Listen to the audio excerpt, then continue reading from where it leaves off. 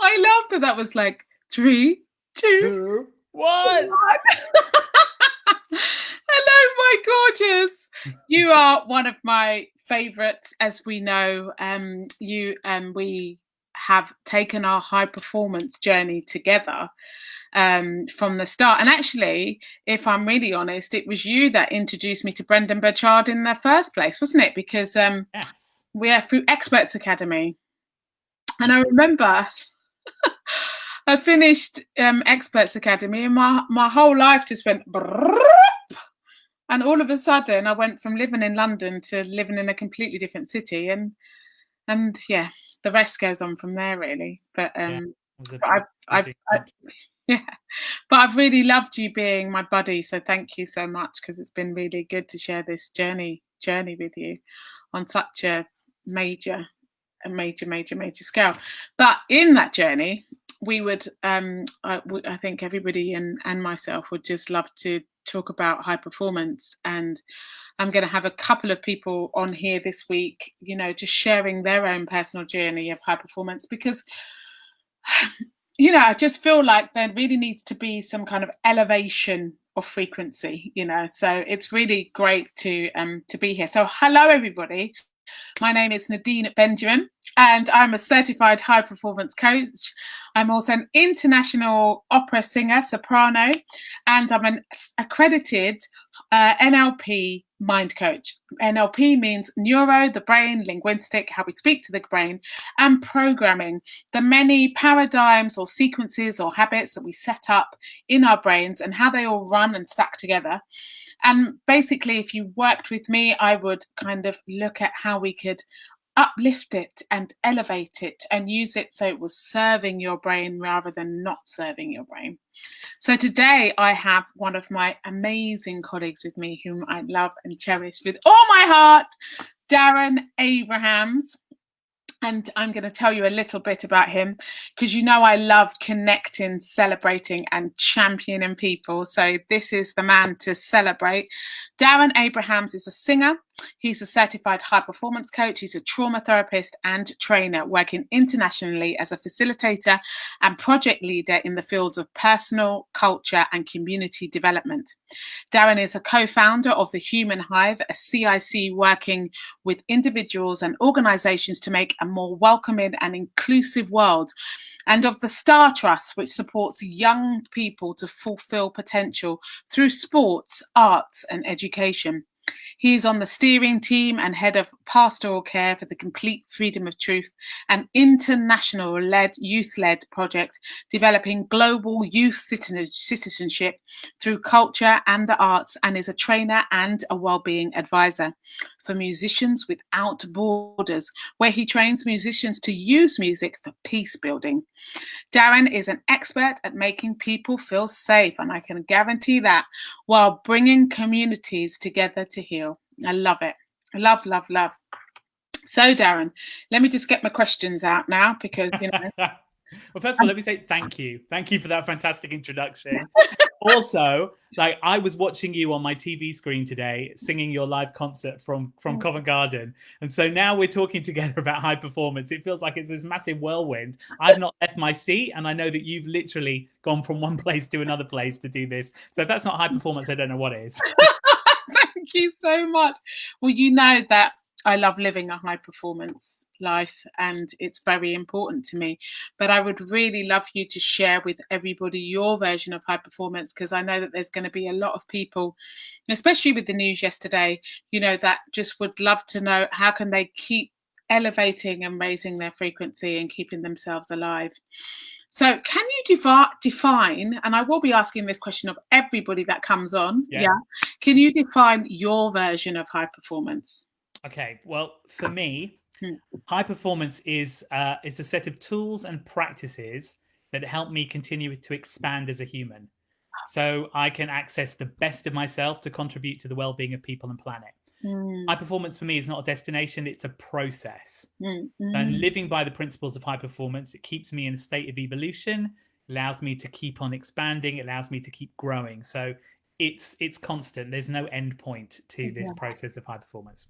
And I really love that you said that because, what I know we've been talking on a few times about high performance, and you start high performance and you think, what is it exactly? Like you get you kind of, you have to take the journey, and as you take the journey you begin to realize that this is a lifelong experience. High performance is about how we keep evolving and keep changing and keep showing up. And so in terms of that, what makes you a high performer?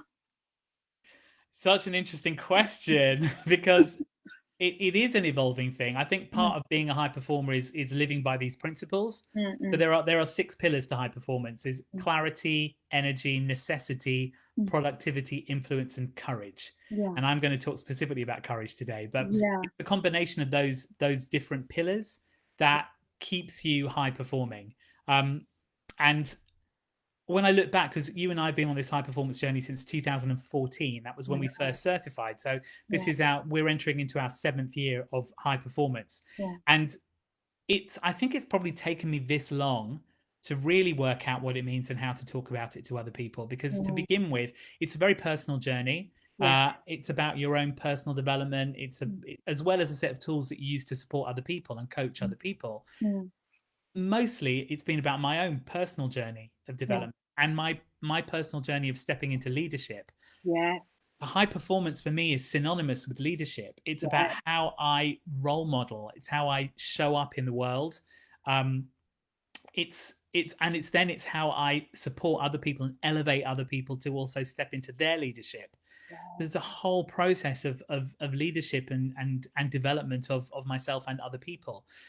So if you ask me what makes me a high performer, what makes me a high performer is that I'm supporting other people to be high performers. yeah.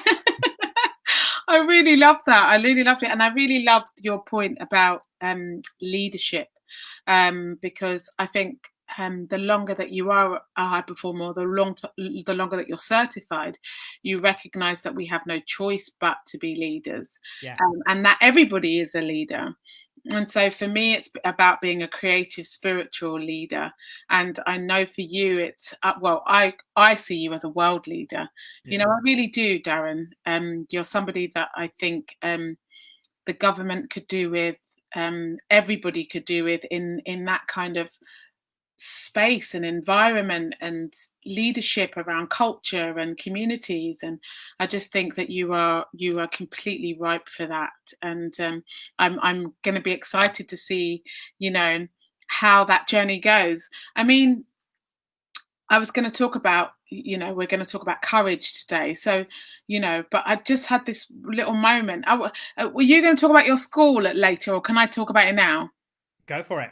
Yeah. Yeah, well, because I just thought just a moment ago, like when I was thinking about what makes you a high performer, and we talk about leaderships, and me thinking of you as a world leader, um, that you've got this school that's opening up in January.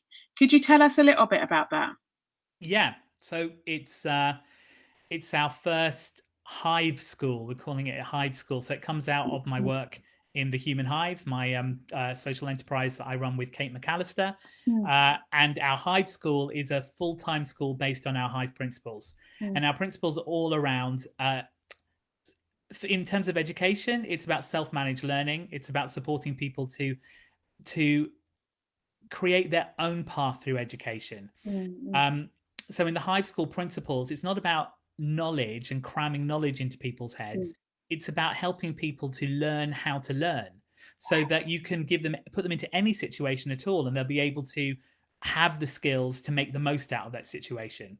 Um, but at the basis of that, also, it's about learning about yourself. mm, So the idea of self-regulation, learning what pushes you towards the edge of your comfort zone, how yeah, to manage yourself in that situation, how to manage your relationships, how to manage your learning trajectories and your goal setting. I mean, mm, there's a lot of high performance in what we're doing in the school, in Hive School. yeah, Um, and we encourage people to look at themselves, to look at their team or their group, and then to look at the world and to see how you can make a difference and help to solve problems on those different levels. yeah, The principles of our school are safety, belonging, and purpose. We talk about that all the time. mm, How do we create an environment where everyone feels safe to be themselves? How do we create an environment where everyone feels welcome and that they're part of something? And Yeah. how do we create an environment where everybody is free to choose the direction they want to go, so they feel purposeful in Oh, in everything that they do, in all of their learning and all their education? Uh, so we, I mean, a lot of this has come from my friend and my partner and colleague Kate McAllister, who yeah. is an incredible educator, and she's out in the Dominican Republic at the moment setting up the school. She's been there since February, since before lockdown, Yeah. uh, and this process has been going on all the way through the year. So Mm. I can take very little credit for the actual setting up of the school. I feed into the philosophy, and I have co-created the way the school runs, but it's Kate that's got it started, and I'm, fingers crossed, I'm getting on a plane on Boxing Day and heading out to Dominican Republic to welcome our first students, welcome our first teaching team, and get the show on the road. I'm really, really, really excited about that, and I'm going to be sending a wee prayer for you that you do get on that plane. I mean, in terms of contribution to the school, it's or donations. Can people make donations if they want to? Yeah, absolutely. We're actually, our model is an integrated model. Mm. So we're part of a world schooling network, which means that there are families that travel around the world living the lives of digital nomads, looking to put their kids Yeah. into progressive education. Yeah. And so we're open to world schoolers to come in and participate in the school and pay to be in the school. Yeah. But we're an integrated model, and it's very important to us that local Dominican kids also get to be part of the process. So we're looking for donations and support to help more and more Dominican kids take part in the school process too, so they don't have to pay. Oh, that's amazing. That's amazing. So if you can, we'll put it in the chat Yeah. at some point, just so people know where they can go to do this if they'd like to be a part of it. But I just think, it came to my tummy there, and I just thought we need to talk about it, and I didn't know why, but it was the right thing to do. So tell us about courage. What does courage mean to you? Well, courage is actually, in terms of the 6 pillars of high performance, courage is my favorite one, Yeah. because with my therapy background, trauma Mm. therapy background, um, I come into contact with courage every day. Courage on lots and lots of different levels, because I don't believe courage is there unless there's fear. Fear is a fundamental element of courage. If you don't have any fear, and you're just doing stuff, then that's not courage, that's confidence. Mm. Mm. But actually, I think it's the courage that keeps me right on the leading edge of my evolution, Mm. because it's that fear. Once we start expanding outside of our comfort zones, we start to encounter the edge of our safety. And it's at the edge of our safety, that point where we're about to expand into something new, that we start to feel fear. Yeah. And if we're not aware, if we're not working at this level, then it's the fear and the resistance that can then send us backwards. It's really easy to go back into our old habits when we encounter fear. Yeah. But I think working with this tool or this pillar of courage makes us think differently about our relationship to fear and our ability to use fear or work with fear as an ally rather than an enemy. And so you come into contact with that fear, and being able to then step into the fear, that's courage. And that's what keeps us evolving. That's what keeps us moving forward. And so when I work with people, I like working in that place. I want to work in the place of resistance with people, because that's where the growth is. Yeah. If we're not working in that place, then we're not really expanding. We're not moving into the life that we could be and the potential that we have. Yes, yes. I really love that bit. I mean, around standing on the edge, and it is, isn't it? Like, I mean, you talked about me doing my concert Yeah. today. Yeah. I really felt on the edge today, but I had to be in leadership, Yeah. B, in outside of my comfort zone, and C, ready to be evolving and outside of my edge of safety, and and coming to that place of trust that that's going to be okay, because I will learn more as a leader, so Yeah. you said there were different forms of courage. Could you just give me a tiny few examples of what you mean? I mean, I've just given one there, but when you Well, I work think with people. when I'm working with people, I mean, courage takes different shapes. Yeah. So and it's a very, very personal thing. I think Yeah. it can be an immensely courageous thing to take a very tiny step. Yes. Um, and often what we're looking at from the outside is we're looking at these big grand gestures and like, huge things. But actually the real change, the real growth happens in those tiny steps. They might look tiny on the outside, but on the inside they are massive, absolutely massive.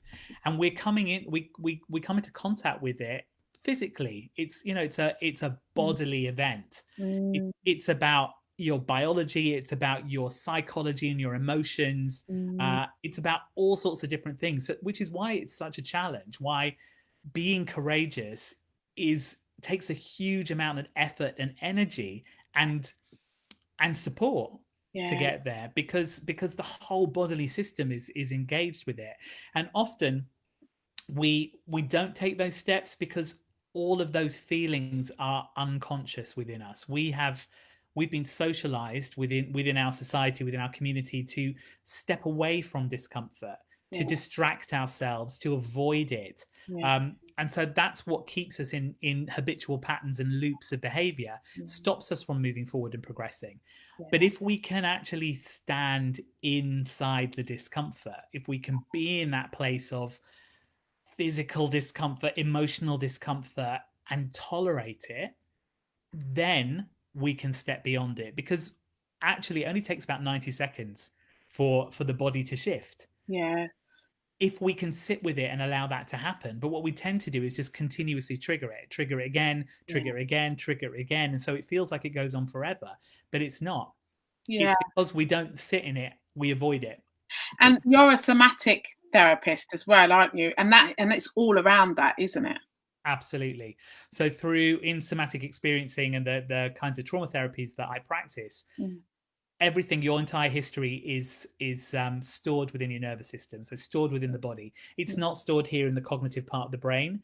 Yeah. We try to reach it through the cognitive part of the brain, but it's very hard to get to because it's actually wired much more here into the brain stem, into the limbic part of the brain, to the chemical parts of the brain, and then all wired down into the body through the nervous system. Yeah. So if we're not coming into contact with the feelings that come up when we access activating memories or experiences, Mm. then we're not able to come into contact with how we actually feel about it and then do something about it.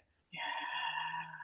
That's hugely important. So the embodiment, I'm really passionate about the idea of embodiment. Yes, I For know. us to be truly present and for us to be able to continue to be courageous, then we need to be more and more in contact with our bodies, because the more body we have at our disposal, the more we can be in ourselves, the Yeah. more able we are to confront those challenging places and like move beyond our fear.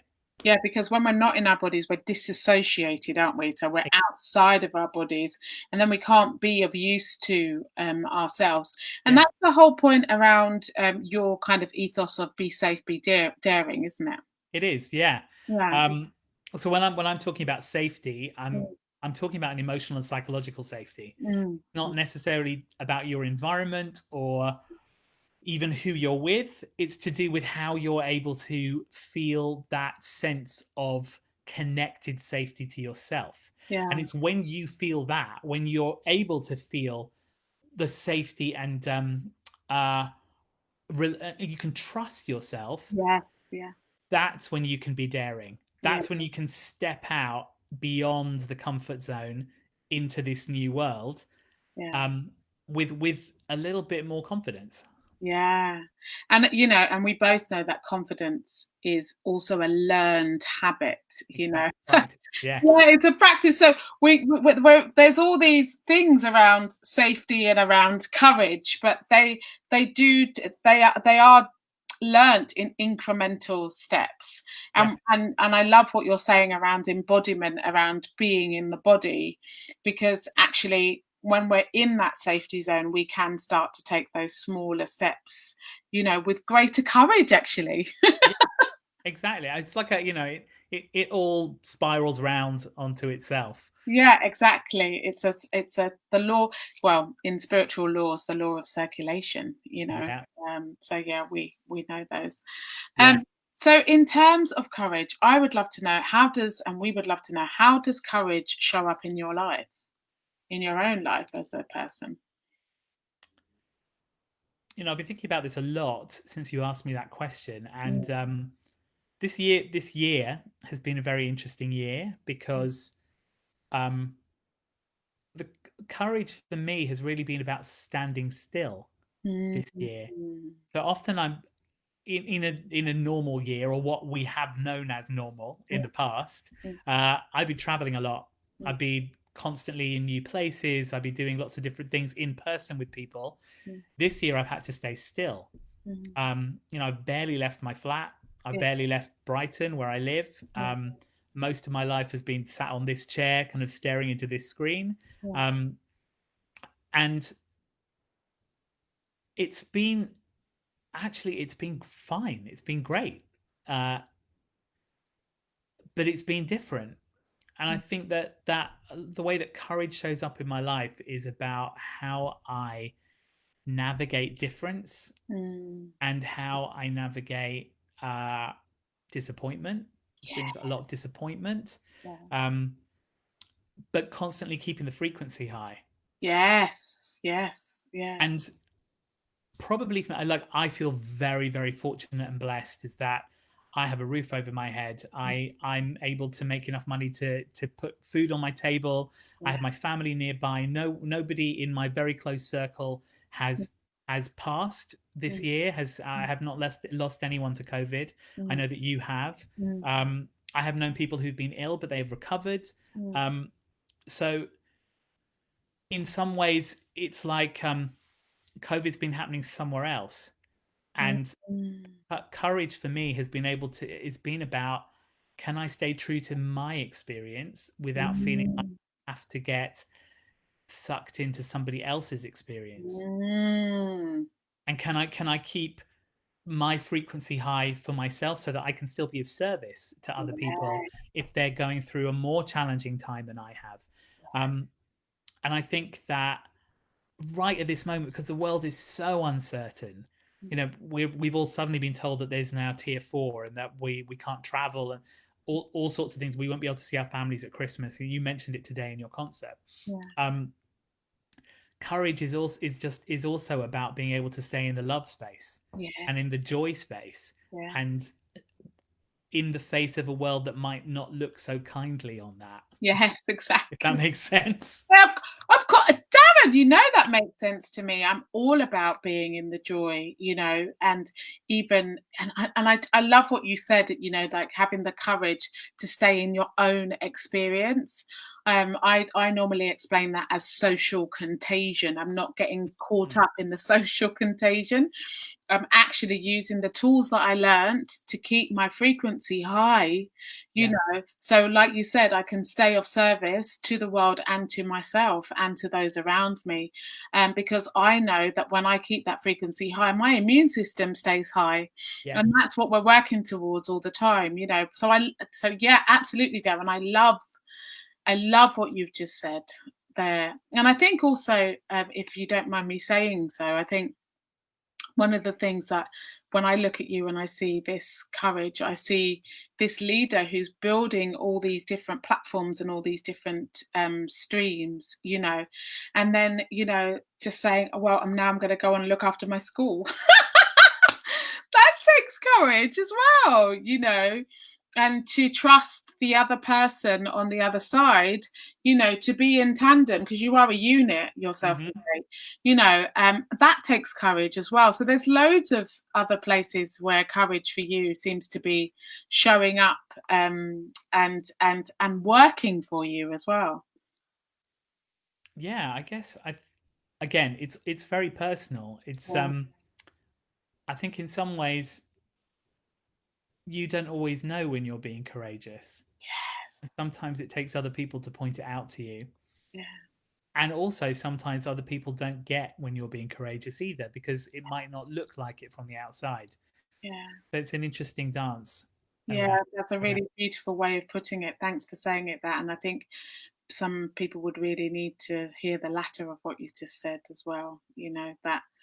That dance of, look, you don't understand that I am being courageous. I'm taking this step for myself. And Yeah. I know it doesn't look like from the outside to you, but this is huge for me, Yeah. you know.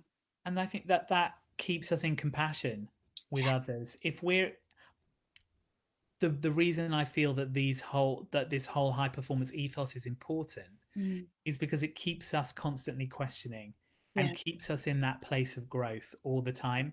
And as we grow ourselves, it gives us more compassion and empathy for other people as they go through their own growth journeys. And mm, those journeys are going to be different from ours. yeah.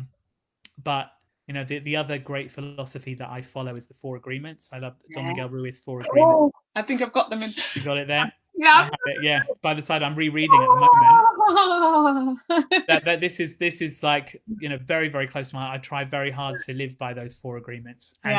And really important one, the third agreement is don't make assumptions.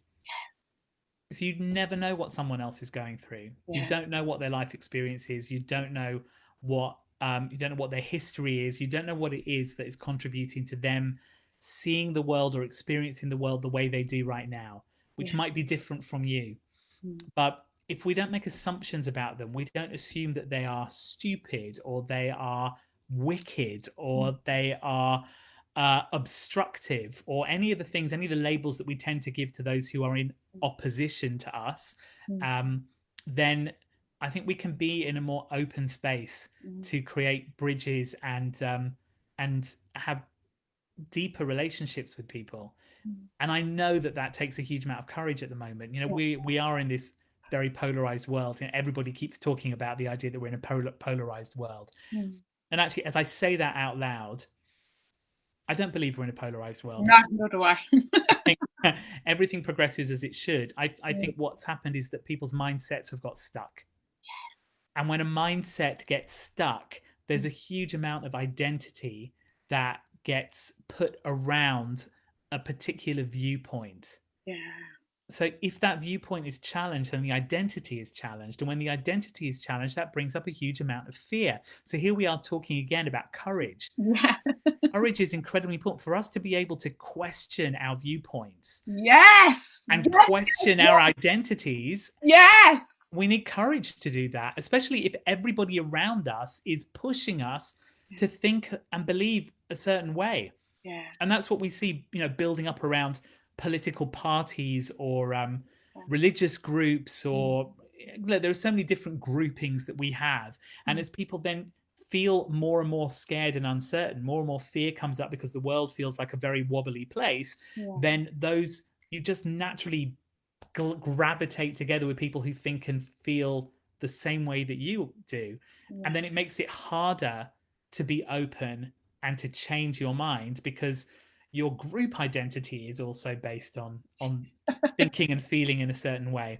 Yeah. It takes a huge amount of courage to question those things. It doesn't matter what side of the political or social spectrum you are. You know, if you're far left or far right, Yeah. you're basically touching the other side of Yeah. the circle. It's Yeah. you know, you're basically the same Yeah. because it's an entrenched viewpoint. I think Yeah. it's very important for us to be able to open our minds and have the courage to be in the presence of those who may think and express differently to us. I mean, I find that really difficult. Like, really, I find it triggering. You know, my body, my heartbeat goes, like my stomach clenches, all those things. But I'm using these tools all the time to stay present. I don't have to agree. I do have to stay present, and I do have to continue to tell myself that this is a person, that this is a human being who is worthy of respect. Yes. And Oh, I love that. Yes. and I live, you're a great role model for me because you live that all the time. Oh, You remind me of that all the time. And if I start on I can tend to get ranty on politics, but you remind me of that all the time. thank So I think you're asking me what's courage for me. Courage for me is being able to listen to those who don't share my views. you. Yeah, I hear you. Thank you. I just think that's an eye opener. That's going to be an eye opener for quite a lot of people hearing that. It's just I mean, you've just put it so beautifully. We've got Laurie Lixenberg here saying, total serendipity. How lovely to open Facebook and see Darren. And Julian Finnemore is saying, yes, worthy of respect. Yes, everybody is worthy of respect. And I think you're touching on something, Darren, that is really interesting, in the fact that just because somebody has a different viewpoint doesn't make them wrong. No, exactly. And this I talk about all the time, about there is no right or wrong. Yeah. And people can find that, quite I don't know what the word would be, but a hard thing to hear. Challenging. Yeah, challenging, because sometimes the actions taken by people are for love, or are for things that they think are right for them, So it is finding that place of compassion, even in the hardest moments. And like yourself, I can find those very, very challenging. Yeah. But this is what high performance is about, is leading me to question myself, question my behaviors, but not about that, but in question my intention. That's it. I love that. Yeah. Yeah, the intention. Yeah, and I always say, pay attention to your intention, you know, Yeah. because we can get, we're human. And that's the bit that you're talking about as well, Darren, is that we can all forget that we're all human. And this is humankind. This is humanity. Yes. And we're touching upon that so much at the moment, because we're, as you were talking about, some of us are more stiller than we would normally be. Yeah. I mean, I've noticed actually as a therapist this year is that there's been nowhere to run. No. In a normal year, I say normal inverted commas again. In a normal year, it's easier to run from the things that may be holding you back, because we have all our usual distractions and avoidance mechanisms. They're all out there in the world. You can go out for coffee. You can you can get out the house. Yeah. It's as simple as that. This year, because so many people have been halted, they've been on furlough, or their job has stopped, or for us in the creative industries, like the work has dried up. There's been a whole load of things that have happened, which means that we are now confronted with ourselves. Yeah. There's nowhere to hide. So it's been a really hard year, because if you've chosen to confront, if you've chosen to do the work, then you've had the challenge of coming into contact with yourself and those feelings. Yeah. If you've chosen not to at this point, you've had the challenge of having to deal with the pain of having to go through it. So whether you're working on yourself or you're not, this year has not really let you go. No, exactly. I've got Julia Kwan saying, I was called a stupid cat through someone else's poem by two jealous people. They wanted to make themselves feel better. This speaker is very astute, and those who have different opinions is fine. He speaks the truth, and I like those who can say it in a good way. That's you she's talking about now. Those who have integrity still get on, even if they have different views. Very true, Julia. Why have people become so aggressive is my question, and how to deal with them. Oh, it's such a great question. Thank you so much. I think the aggression, when I'm working with people on a trauma basis, we have four main defenses for trauma. We have our fight flight response, our freeze faint response. And when people get aggressive, that tells me that they are feeling unsafe. That they've gone straight into their fight defense. If people are aggressive towards you, it's because they don't want to hear what you have to say. They are confronted by what you have to say, and their fear is coming up. So the best way to defend, again, for that nervous system, sometimes the best way to defend is to attack. And that's why we're seeing so much aggression from people at the moment. We're touching on really fundamental issues. We're touching on fundamental parts of people's psyches here. It's not just about, this is something that I think, this is an opinion that I have. It's more than an opinion. It's who I am. This opinion, this political party, this personal thing that I follow is me. It's like, it's quite an early for developmental stage, the toddler stage. In the toddler stage, a toy is part of me. Yeah. If you take my toy away, you're taking away actually a part of my being. Mm. And that's painful. And I think we're seeing that here at the moment. We're seeing lots of people moving through these different developmental stages. Mm. And when you confront and when you oppose, when you have a different idea, then you're making people feel very scared. Yeah, that's a beautiful description of that. I really love that, Darren, the way that you've just explained that. And I suppose what can happen then is when somebody is aggressive and they're in their fight response, it does cause another response then in somebody else. Absolutely, yeah. Yeah. So as soon as we feel like this is all to do with feeling unsafe. So Yeah, if you're in the presence of someone who goes into their fight response, mm, you can either join them in their yeah, fight response and have a conflict. yeah, You can go into your flight response and avoid them and get away from them. You yeah, can go into your freeze and just get very still and stuck and confused, or yeah, you can get completely shut down into faint, lose all energy. yeah, Um, and you might find that's why the aggressive fight response is very triggering for all the other kinds of responses, because yeah, it's a very strong, powerful feeling. And also we have, through our evolution, we are looking out for predators. When we were small furry creatures living on the plains of Africa, mm, we had to be very aware that there were large creatures with very sharp teeth yeah, who could very likely come and eat us. yeah, So yeah. we are wired to be looking for that all the time, and very triggered when we're in the presence of an energy which could be predator energy. Yeah, absolutely. And I think what what you're talking about there in these responses, fight, fear, freeze or faint, Julia, we're getting these responses in homes as well. Like, so this is why we have a lot more child abuse happening at home and a lot more domestic violence, and a lot more addictions, because, people are left with themselves, they're hemmed in, and if you're hemmed in that way and there's no way for you to release what you would normally release, they're looking for ways to solve, whether that, they're just looking for ways to solve what they're feeling. So that's why it's really important, what I've been talking about through all of these sessions, is to highlight that there are places for people to gain support and facilitation.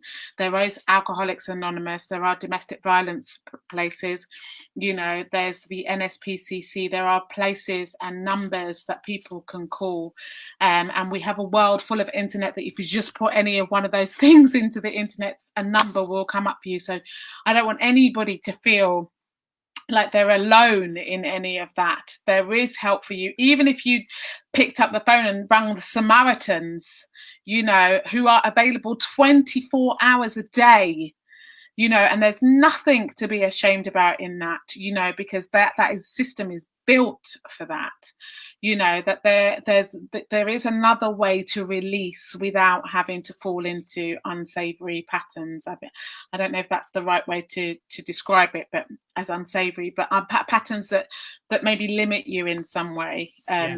you know um But here we're talking about courage, and it takes a huge amount of courage to take that step. yeah, When we were talking before about the small steps being the biggest, yeah, the small step of picking up the phone, if mm, you are in a domestic abuse situation, or mm, if you are struggling with not picking up that next drink, yeah, those are hugely courageous steps that yeah, for somebody on the outside think, well, what's the issue? Why don't you just pick up the phone? yeah, There's so many other things going on around that, yeah. and It's normally attached to shame, isn't it, Darren? Like, hugely, and yeah, that's how people keep other people, um, how people are kept in those kinds of situations, is mm, because the shame, we are played on through our shame. yeah, exactly, exactly. Oh, your wisdom is amazing. I just wanted to go on to our final kind of little segment here. Is,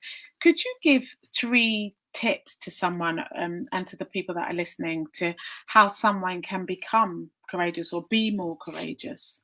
Sure. I would, it'd be really great to give them some tools to go over, especially right now, in terms of our high performance and, yeah. Uh, thanks, thanks for asking that question. I think it's great to have something really concrete to build this on. Yeah. So I said number one, the first thing to do is feel your fear. Like really, really come into contact with it. Notice it in the body. Notice what it does. Notice your heartbeat. Notice your breathing. Notice how whether there's tension in the body. Those will tell you what you're feeling, whether or not you're feeling fear. So come into contact with it without judgment.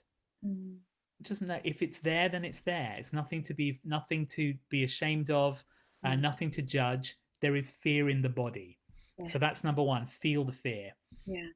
Number two, then, is find your feet.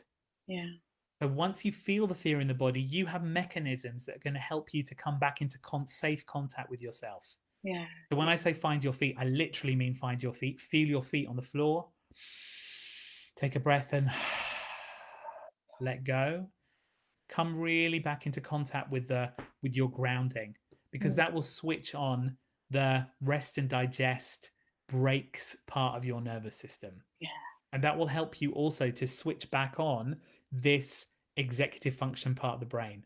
So when we're in our fear, we can't make rational choices.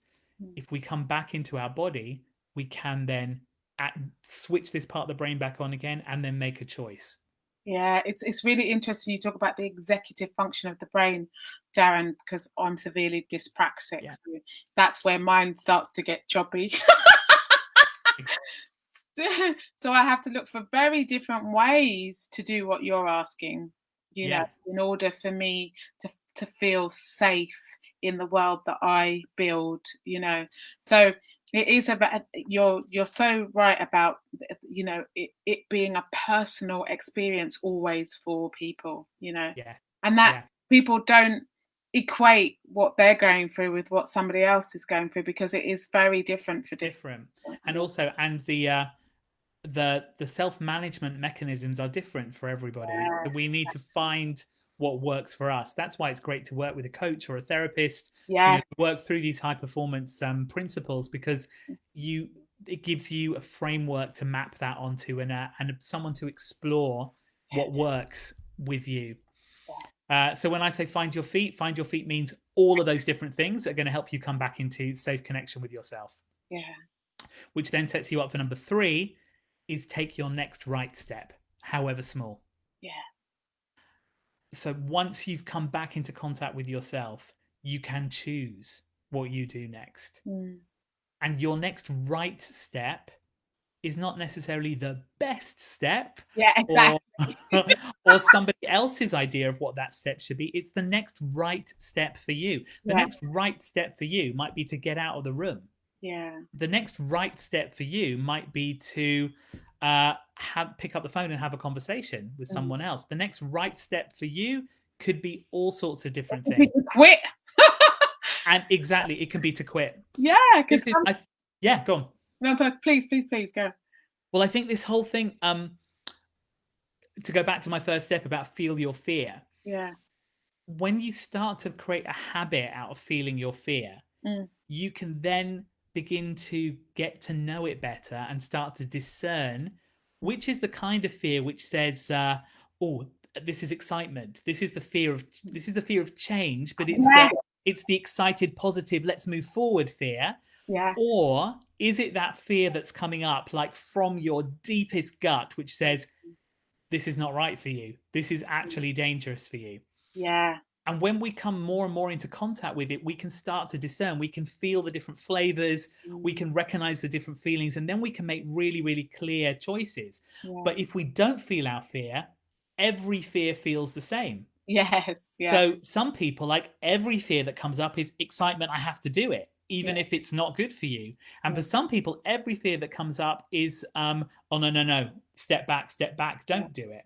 Even though it might be, this is a really good thing. So we know in our deepest knowing, we know what's good for us and what's not good for us, but we won't be able to bring it into, we won't be able to make meaning of it and make decisions about it unless we feel it first. Yes, absolutely. So that's how that cascades. First of all, feel the fear, recognize what it is. Second of all, come back into the body so you can choose.